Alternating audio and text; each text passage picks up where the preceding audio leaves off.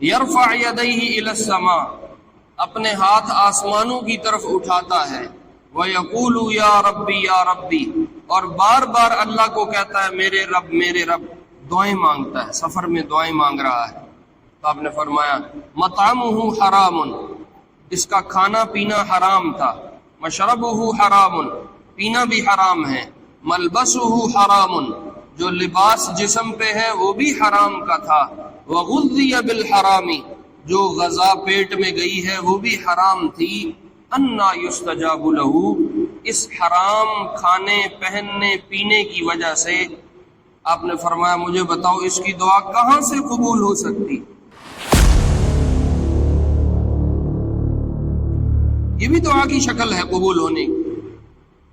اور پھر آپ نے فرمایا بعض دفعہ اللہ دعائیں روکتے رہتے ہیں، بندہ مانگتا رہے وہ دعائیں اللہ جمع کرتے رہتے ہیں، اور جب آخرت میں یہ اللہ کے پاس پہنچے گا، اب اعمال تھوڑے ہیں، جنت نہیں پہنچ سکتا، اللہ اب اس کی مانگی ہوئی دعائیں اٹھا کے لے آئے گا، اور ان دعاؤں کے بدلے اتنا دے گا کہ یہ پچھتائے گا کاش میری دنیا میں کوئی بھی قبول نہ ہوتی اور سارا بدلہ یہی ملتا۔ یہ بھی قبولیت ہے۔ ہم ہاتھ آسمان کی طرف اس لیے نہیں اٹھاتے کہ اللہ اوپر کی طرف ہے۔ یہ میری بات دھیان سے سننا، یہ عقیدے کی بحث ہے۔ ہم جو دعا میں ہاتھ اٹھاتے ہیں اس کا یہ ہرگز معنی نہیں ہے کہ اللہ اوپر ہے۔ اگر ہم اس لیے اوپر ہاتھ اٹھائیں کہ اللہ اوپر ہیں تو نعوذ باللہ ہم اللہ کے لیے کسی مکان اور جگہ کو ثابت کر رہے ہیں، اور اللہ ہر طرح کی جگہ اور مکان سے پاک ہے۔ ہم ننگ دھڑنگ کی طرف چل پڑے ہیں۔ جاندار کی ڈیجیٹل تصویر جائز ہے، یہ مسئلہ اپنی جگہ درست ہے، لیکن ننگا ہونا جائز نہیں ہے، بے حیا ہو جانا جائز نہیں ہے۔ ہمارے شہر بھرے پڑے ہیں خواتین کی تصویر، 50-100 روپے کا پاؤڈر بیچنا ہے اس نے بھی خاتون لگائی ہوئی، جس کمپنی نے 200-300 کا شیمپو بیچنا ہے اس نے بھی لڑکیاں لگائی ہیں، اور یہ گناہ اتنا زیادہ رچ بس گیا ہے کہ اب یہ گناہ محسوس بھی نہیں ہوتا۔ صلی علیک اللہ صلواتا دائما فالعز والفوز ليس إلا فيك۔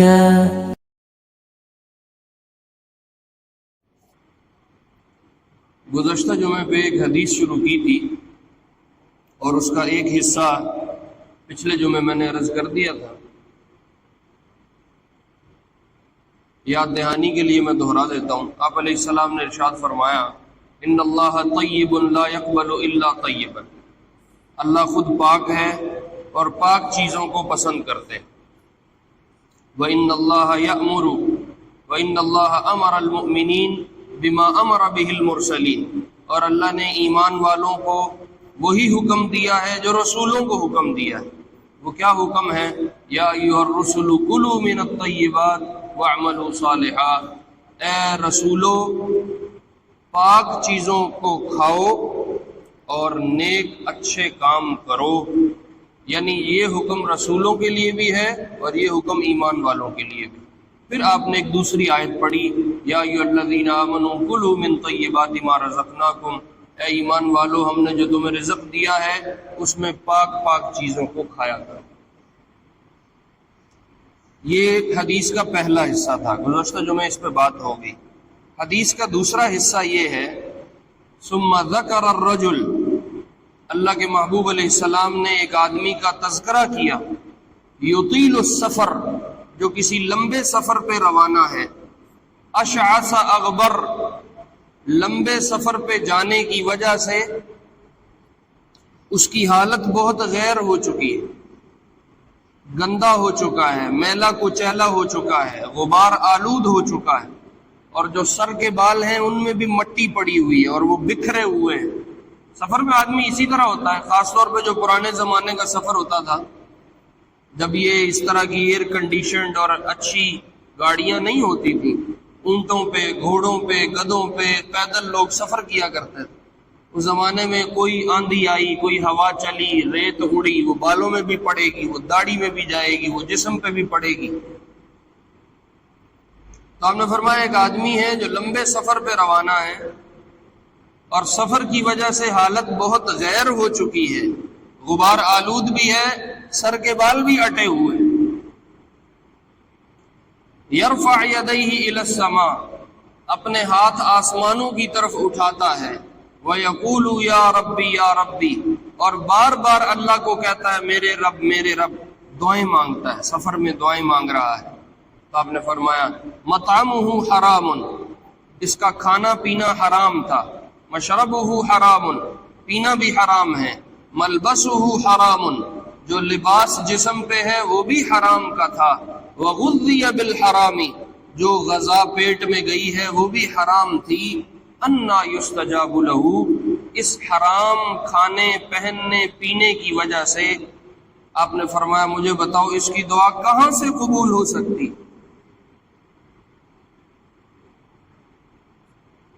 تو جو حدیث کا یہ والا حصہ ہے جس کا میں نے ابھی آپ کو ترجمہ کر کے بتایا یا سنایا، اس حدیث میں حضور علیہ السلام نے دعاؤں کی قبولیت کے بہت سارے اسباب ذکر کیے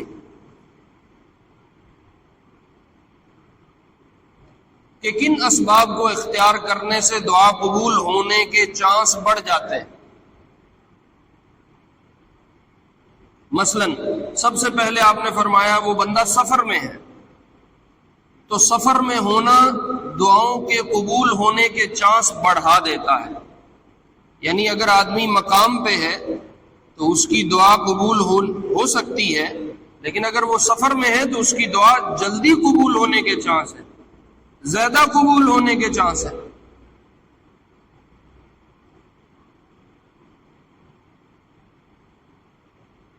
ایک اور حدیث میں آپ نے ارشاد فرمایا ثلاث دعوات مستجابات، تین قسم کی دعائیں اللہ کے ہاں قبول ہیں، لا شک فیہن، اور ان تینوں دعاؤں کے قبول ہونے میں کوئی شک نہیں۔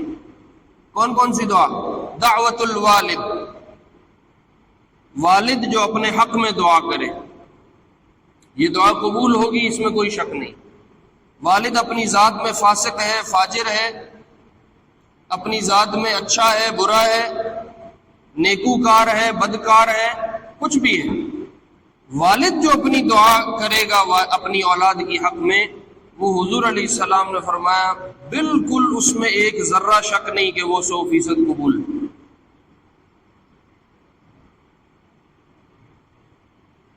یہ ایک مستقل ایک الگ مضمون ہے، اس کو انشاءاللہ کسی موقع پہ تفصیل سے کریں گے۔ اس لیے والدین کو اولاد کے لیے دعا کرنی چاہیے۔ ہمارے ہاں یہ رواج نہیں ہے، اولاد نے کچھ الٹا کر دیا گالی گالم گلوچ بہت ہوگا، بے عزت کرنا، جگہ جگہ بیٹھ کے ان کی برائیاں کرنا، کبھی چاچے کے آگے بے عزت کرے گا، کبھی مامے کے آگے بے عزت کرے گا، کبھی ننیال جا کے بے عزتی کرے گا، کبھی ددیال جا کے بے عزتی کرے گا، اپنے دوستوں میں بیٹھے گا اپنی اولاد کے شکوے شکایتیں شروع کر دے گا۔ نہیں، اس سے اولاد کی اصلاح ممکن نہیں ہے، اس سے اولاد مزید بگڑے گی۔ اگر آپ کو اپنی اولاد کی اصلاح چاہیے تو سب سے بڑا ہتھیار آپ کی دعا ہے۔ والدین اپنی اولاد کے لیے دعا نہیں کرتے، اگر دعا کرتے بھی ہیں تو یا اللہ یہ وڈی سیٹ تے چڑھ جاوے، یہ وڈی نوکری لگ جاوے، یہ تنخواہ چنگی ہو جاوے، یہ رشتہ چنگا ہو جائے، یہ دعا ہے والدین کی۔ وہ ایک اچھا انسان بن جائے کہ تیرے بعد تیرے لیے ذکر خیر کا سبب ہو، تیرے لیے وہ صدقہ جاریہ ہو، یہ دعا مانگنے کی ہے۔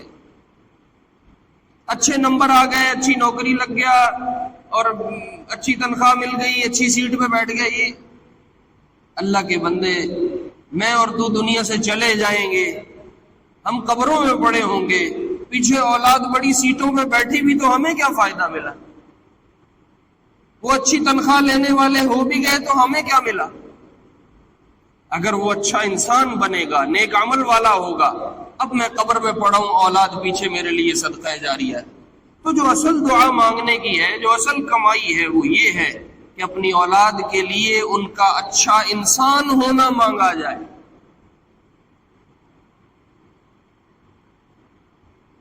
اور والد اپنی ذات میں جیسا تیسا ہے، اولاد کے حق میں اس کی دعا 100% قبول، اپنی قبول ہو نہ ہو، اپنے حق میں مانگی قبول ہو نہ ہو، اولاد کے حق میں مانگی نبی علیہ السلام کی ضمانت پہ 100% قبول۔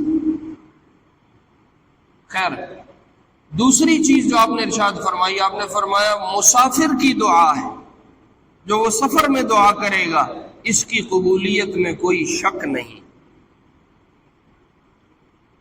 اور تیسری دعا مظلوم کی دعا ہے، جب اس پہ کسی ظلم کر دیا، کسی طرف سے زیادتی ہو گئی، اب یہ اندر سے ٹوٹ کے مانگتا ہے، تو آپ نے فرمایا یہ دعا اس کی 100% قبول ہے، اس میں کوئی شک نہیں۔ اچھا، ایک بات یہی میں ابھی عرض کر دوں، ویسے تو یہ تھوڑی آگے چل کے عرض کرنے کی ہے۔ دعا کے قبول ہونے کا یہ ہرگز معنی نہیں ہے کہ جو مانگا ہے وہ فوراً مل بھی جائے۔ میں سفر میں ہوں اور میں سفر میں دعا کرتا ہوں، مثلا یا اللہ میرے لیے ایک بڑے گھر کا بندوبست کر دے یا بڑی گاڑی کا بندوبست کر دے، تو فوراً اب وہ دعا میری قبول ہو جائے اور مجھے مل بھی جائے۔ اگر یہ ذہن بنا ہوگا پھر حدیث میں شک پیدا ہوگا کہ حضور فرما رہے ہیں اس کی دعا قبول ہونے میں شک نہیں ہے، اور یہ جو دعا مانگ رہا ہے وہ مل تو رہا نہیں، تو نعوذ باللہ یا تو حدیث غلط ہے، اس میں کوئی شک شبے کی بات ہے، اور یا پھر اس نے قبولیت کو غلط سمجھ لیا ہے۔ قبولیت یہ ہرگز نہیں ہے کہ جو مانگا ہے وہ فوراً مل جائے۔ یاد رکھیں، حدیث میں قبولیت کی 4-5 شکلیں بیان ہوئی کہ دعا قبول ہونے کی شکلیں ہیں اللہ کے ہاں۔ ہماری چونکہ عقل چھوٹی ہے، ہماری عقلیں کمزور ہیں، ہمارے پیمانے چھوٹے ہیں، ہم اپنے حساب سے چیزوں کو دیکھتے ہیں، اور اللہ اپنے بندے کی دعا قبول کرتے ہیں اپنے حساب سے، اور اللہ کے پیمانے اور معیار بندے کی عقل اور پیمانوں سے بہت مختلف ہے۔ تو حدیث میں قبولیت کا جو باب ہے اس میں یہ ملتا ہے کہ بعض دفعہ اللہ جو مانگا ہے وہی دے دیتے ہیں تو قبول ہو گئی، بندہ کہتا ہے دعا قبول ہو گئی۔ بعض دفعہ جو مانگا ہے اس سے اچھا دے دیتے ہیں تو بھی دعا قبول ہو گئی، پھر بھی قبول ہو گئی۔ تیسری شکل، بعض دفعہ جو مانگا ہے وہ بھی نہیں ملا، اس سے بہتر بھی نہیں ملا، لیکن آنے والی کوئی بڑی مصیبت تھی، اللہ نے اس کو روک لیا، یہ بھی دعا قبول ہو گئی۔ یہ دعا بھی تو قبول ہوئی۔ مثال کے طور پہ، مثال سمجھانے کے لیے کہہ رہا ہوں، میں نے اللہ سے 5000 مانگا، تو اگر قبول ہوتی میرے حساب سے تو 5000 مجھے مل جاتا، لیکن اللہ رب العزت نے مجھے کسی بڑے حادثے سے بچا لیا جس میں میرا 5 لاکھ لگ جاتا۔ اب بتاؤ 5000 ملنا بہتر ہے یا 5 لاکھ بچ جانا بہتر ہے؟ یہ بھی دعا کی شکل ہے قبول ہونے کی۔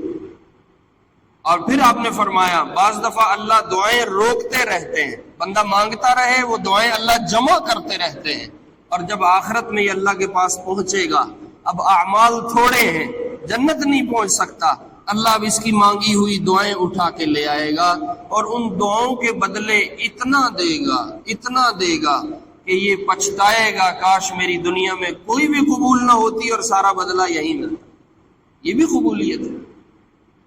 اللہ اپنے معیار سے دیکھتے ہیں، اللہ کے اپنے پیمانے ہیں، بندے کی عقل چھوٹی ہے، بندہ اپنے حساب کتاب رکھتا ہے، اپنی ضربوں تقسیموں میں رہتا ہے۔ تو آپ نے فرمایا یہ 3 طرح کی دعا ہے جس کی قبولیت میں شک نہیں، ایک مسافر کی دعا، ایک والد کی دعا، ایک مظلوم کی دعا۔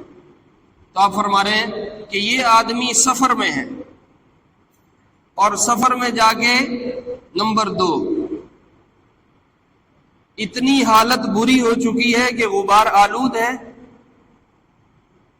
جسم پہ مٹی ہے اور بال بھی اٹے ہوئے، مٹی سے بھرے ہوئے، بری حالت ہے۔ اگر انسان کی اس طرح کی کیفیت ہو تو اس کیفیت کی وجہ سے بھی دعا کے قبول ہونے کے چانس بڑھتے ہیں۔ اس کو سمجھنے کے لیے آپ یوں سمجھو، وہ آدمی جو سوٹڈ بوٹڈ ہے، کلف ملف لگا کے اور بالکل استری کپڑے پہن کے کسی بڑی گاڑی سے اترے اور مجھے آ کے کہے مولوی صاحب مجھے 10,000 روپیہ دے دو، 20,000 دے دو، 50,000 دے دو، قرض مانگ رہا ہے یا اپنی ضرورت کے لیے کچھ مانگ رہا ہے، تو کیا خیال ہے؟ میں خود اس کے لیے سوچوں گا کہ اس کے پاس بڑی گاڑی بھی ہے، اچھا بظاہر اس کی حالت بھی بالکل ٹھیک ہے، اس کو کیا ضرورت ہے کچھ دینے کی یا کچھ مانگنے کی؟ لیکن اگر ایک آدمی ہے، وہ پھٹے پرانے اس کے جسم پہ لباس ہے، اس کی فقر اور تنگی کی وجہ سے بری حالت ہوئی ہے، پیٹ بالکل پیچھے کمر سے لگا ہوا ہے، اور جسم پہ جو لباس ہے وہ بھی پھٹا پرانا ہے، اب یہ میرے سے آ کے ضرورت کو مانگے گا تو جتنا مانگا ہے میرا دل کرے گا میں اس سے بھی زیادہ دے دوں۔ یہ اس کی حالت کی وجہ سے فرق پڑا ہے۔ تو اس کا مطلب ہوا کہ ظاہری حلیہ اور حالت بھی دعا قبول کرواتی ہے۔ جیسے اس مسافر کے لیے آپ نے فرمایا گندا ہے، میلا کچیلا ہے، اب یہ مانگ رہا ہے تو دعا قبول ہونی چاہیے، اس کی حالت کا تقاضا ہے کہ دعا قبول ہو جائے۔ اس لیے اب آپ کو سمجھ آئے گی، آپ نے فرمایا ان اللہ لیباہی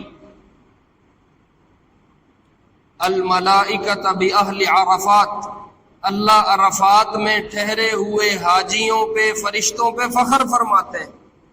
فرشتوں کو بلا کے کہتے ہیں دیکھو میرے بندوں، انظروا الی عبادی شعثا غبرا، دیکھو میرے بندے میرے لیے کس حالت میں آئے پڑے ہیں، مٹی بھی ہے اور وہ جسم پہ لباس بھی پورا نہیں ہے، احرام میں ہوتا ہے، احرام میں ہوتا ہے، اور میلے کچیلے ہیں اور جسم پہ مٹی بھی پڑی ہوئی ہے، اور میرے حکم پہ دیکھو میدان میں یہ پڑے ہیں اور مجھ سے دعائیں مانگ رہے ہیں۔ اللہ فرشتوں کو بلا کے فخر فرما۔ تو اللہ کو بھی بندے کی مسکنت پہ رحم آتا ہے، اللہ کو بھی بندے کی حالت پہ رحم آتا ہے۔ ایک ماں کو اپنے بچے پہ رحم آتا ہے تو اللہ کو کیسے نہیں آتا ہو؟ اللہ کو بھی اپنے بندے پہ رحم آتا ہے۔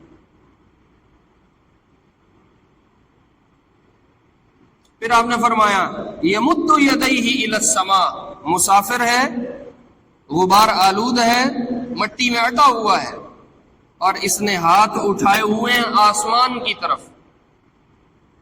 ہاتھ کہاں اٹھائے ہوئے ہیں؟ آسمان کی طرف۔ اس کا مطلب ہے ایک وہ دعا ہے جو دل ہی دل میں مانگی، اور ایک وہ دعا ہے جو ہاتھ اٹھا کے آسمان کی طرف پھر مانگی۔ تو حدیث بتا رہی ہے کہ اس کی قبولیت کے چانس زیادہ ہیں کیونکہ اس نے ہاتھ اٹھائے ہوئے۔ اچھا ایک بات اور آپ کو واضح کر دوں، ہم ہاتھ آسمان کی طرف اس لیے نہیں اٹھاتے کہ اللہ اوپر کی طرف ہے۔ یہ میری بات دھیان سے سننا، یہ عقیدے کی بحث ہے۔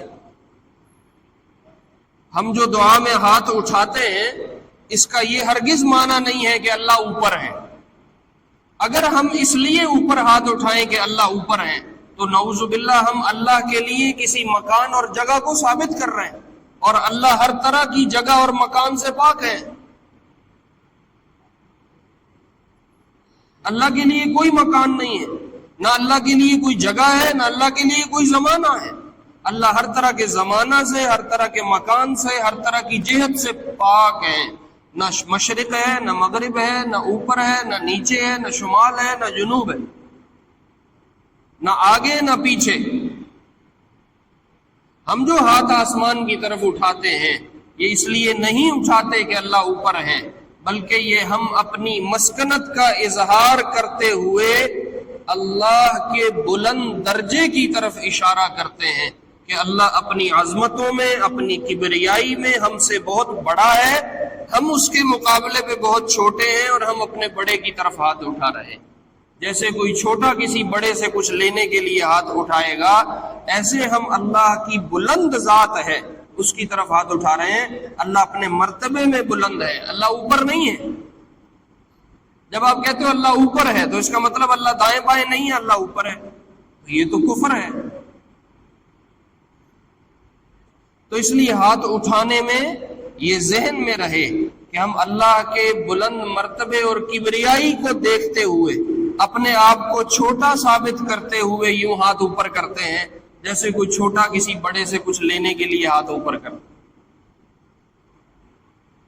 تو آپ نے فرمایا تیسرا یہ کام ہے، نمبر 1 یہ مسافر ہے، نمبر 2 حالت میں بہت برا ہے، اور نمبر 3 اس نے ہاتھ بھی آسمان کو اٹھائے ہوئے، نمبر 4 وَيَقُولُ يَا رَبِّي يَا رَبِّي، اور بار بار زبان سے کہہ رہا ہے میرے رب میرے رب میرے رب میرے رب۔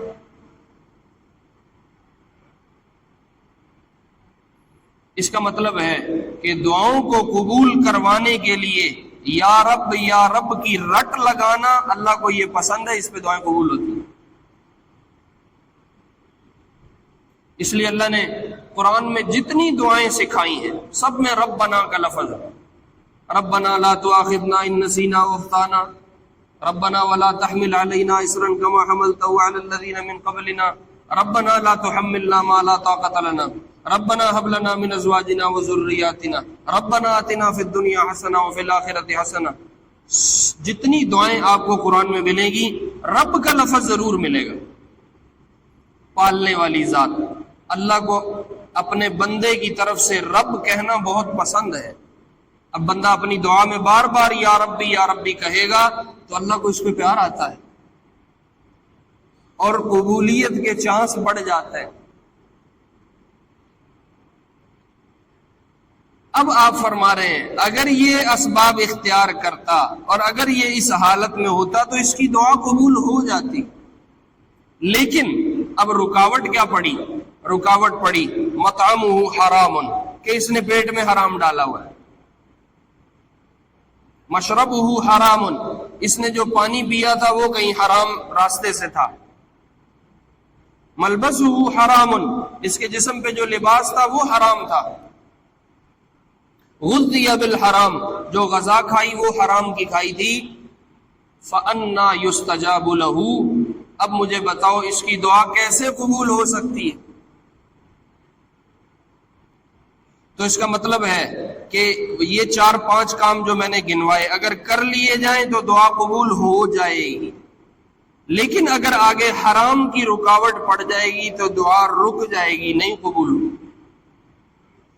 اور جیسے میرے عزیزوں میرے پیاروں کھانے پینے میں حرام ہے، اسی طرح بہت سے کام ہیں جو حرام ہیں، نہیں کیے جا سکتے، بد نظری حرام ہے، یہ بھی رکاوٹ پڑ جاتی ہے دعا میں۔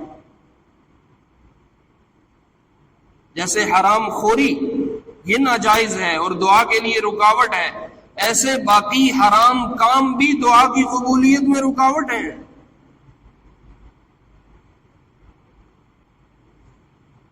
بد نظری حرام ہے، اگر کرے گا دعائیں رک جائیں گی۔ اس وقت ہمارے معاشرے کا سب سے جو عام گناہ ہے جس میں 95-97% مجمع مبتلا ہے وہ بد نظری ہے۔ بد نظری بہت زیادہ ہو گئی۔ علماء نے ڈیجیٹل تصویر کو جائز تو قرار دیا، لیکن اس کا یہ معنی نہیں کہ معاشرہ ننگا ہو جائے۔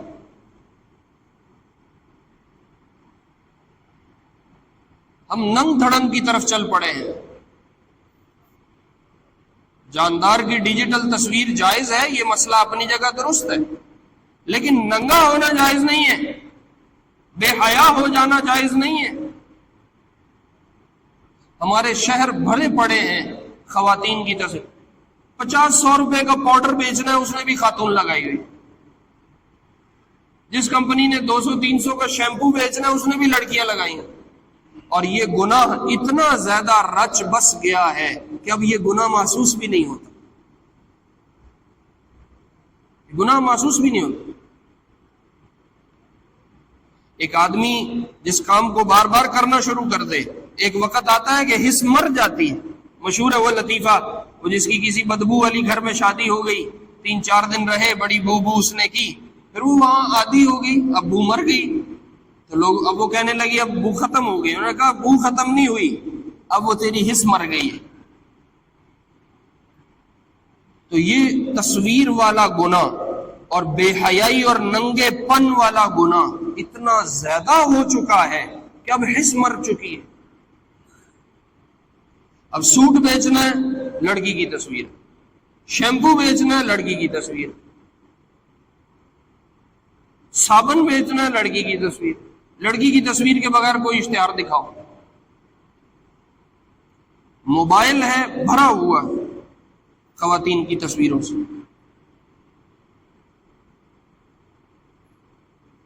تو یہ بد نظری بہت زیادہ ہو گئی، بعض دفعہ انسان کا بس نہیں چلتا، تو کم از کم اتنا ضرور ہو کہ دل میں اس گناہ کو گناہ سمجھے کہ یہ گناہ ہے، اور یا اللہ ہم معذور ہیں، ہم کچھ کر نہیں سکتے اس پہ، ہم آپ سے معافی مانگتے ہیں۔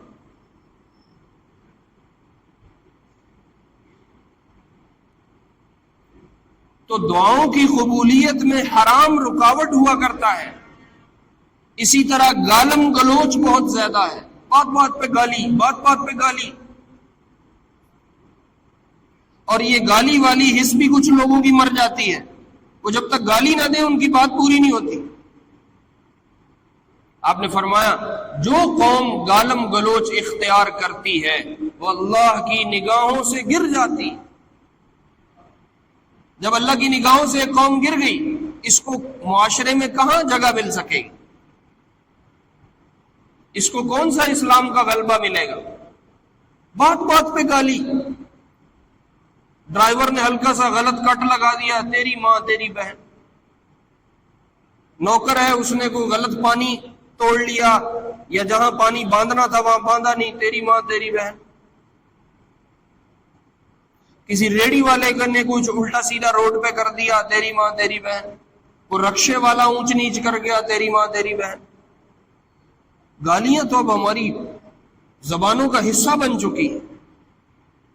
میرے عزیزوں میرے پیاروں، یاد رکھو دعاؤں کی قبولیت کے جو میں نے اسباب ذکر کیے ہیں ان پہ دعا قبول ہوتی ہے، لیکن اگر یہ اس طرح کے حرام بیچ میں پڑ گئے تو دعاؤں کو رکاوٹ ڈل گئی، قبول نہیں ہوں گی۔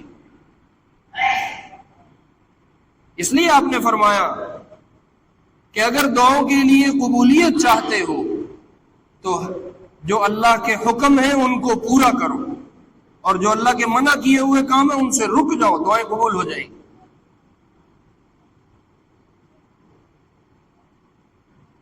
وہ کہتے ہیں ساڈے کولو چھترے لے لو، ساڈے کولو بکرے لے لو، ساڈے کولو مرغیاں لے لو، ہوں اگوں وہ بھی ڈرامے باز نے آدھے نے سریاں لے آؤ، آدھے نے کالا بکرا ذبح کرنا ہے، چٹا نہیں کرنا۔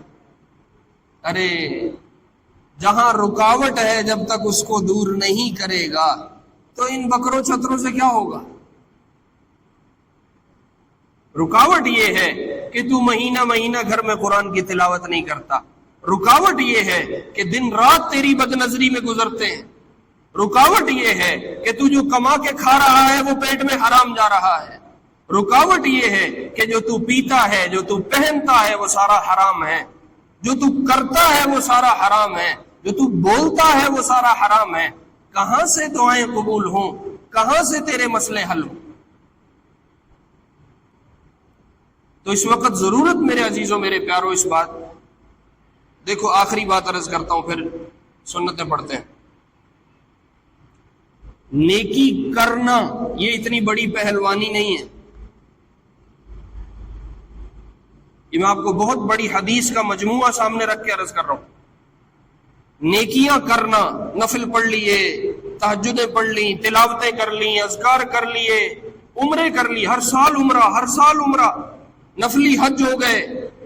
مولوی صاحب میں نے ماشاءاللہ زندگی میں 10 حج کیے ہیں، مولوی صاحب میں نے 15 حج کیے ہیں، میں نے 17 حج کیے ہیں۔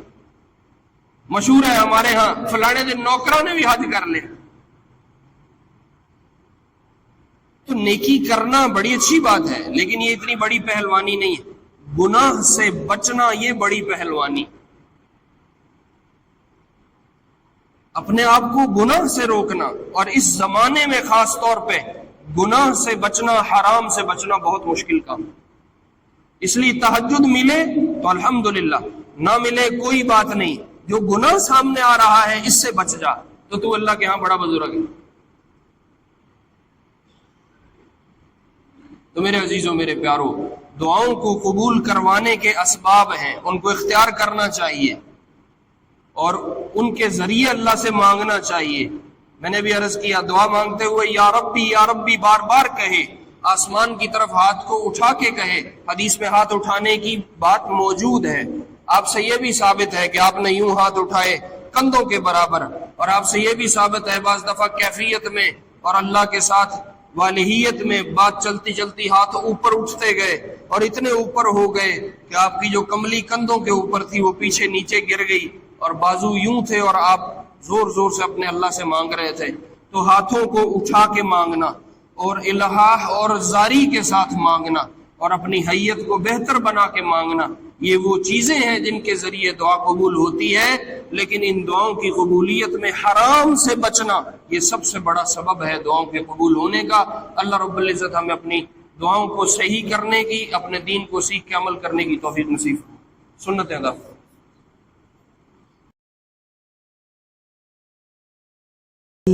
صلى عليك الله صلواتا دائما فالعز والفوز ليس إلا فيك